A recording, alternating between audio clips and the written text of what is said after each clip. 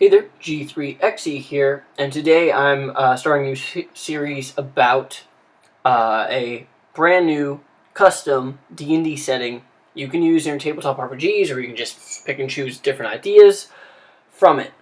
Alright, and quick disclaimer, I don't own any of these pictures, found them online. I like to collect inspiration pictures for D&D.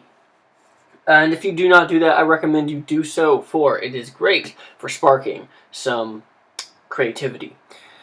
Alright, so, Taelar. Yes, that is the name of this world. Taelar is a vast and savage worldscape in which many fantastic peoples and creatures exist.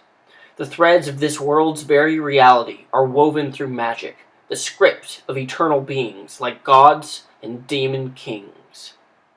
Though most mortals will never leave the small area from which they were born, some brave few have a drive for adventure, exploration, and other thrill-seeking behaviors.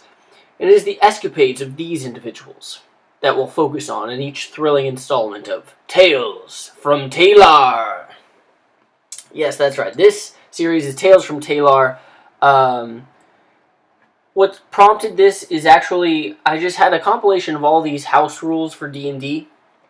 And eventually it got to the point where I was like, there's so much I want to change. This really isn't D&D anymore.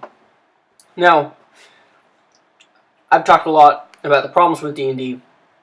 So what I'm calling this kind of amalgamation of house rules and new rules, and old rules, is my evolved system for D&D, which I will post on my blog. People can download.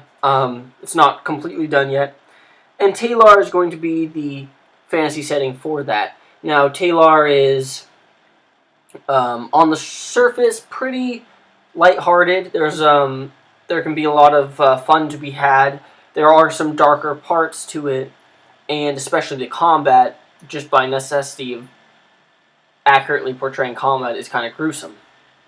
However, that creates legitimate reasons why characters don't want to get into combat.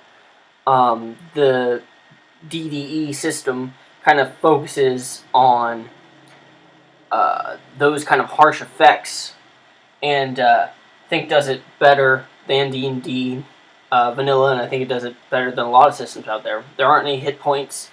There isn't an initiative. You don't need a battle map or grid or anything. This is a very much a core role-playing game. You describe your actions. There's the lead storyteller, the player storytellers, and you try and make it very immersive, very cinematic, and very epic and awesome.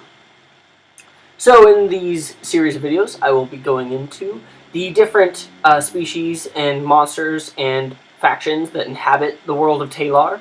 I'll have a map of the world and go into different histories and stuff like that.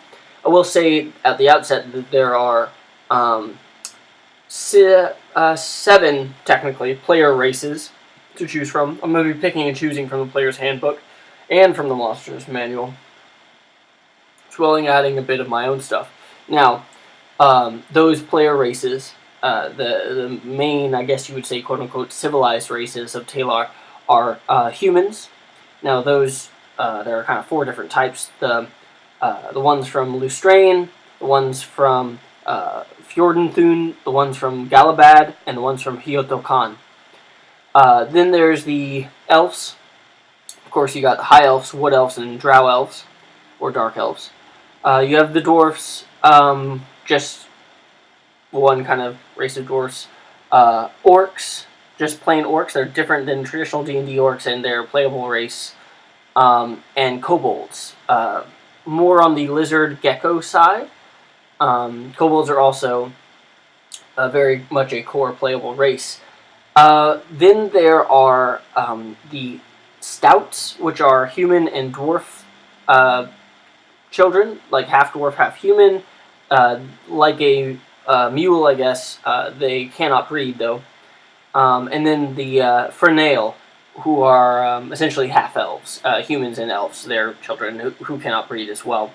No one else really creates children if between that interbreeding, I guess.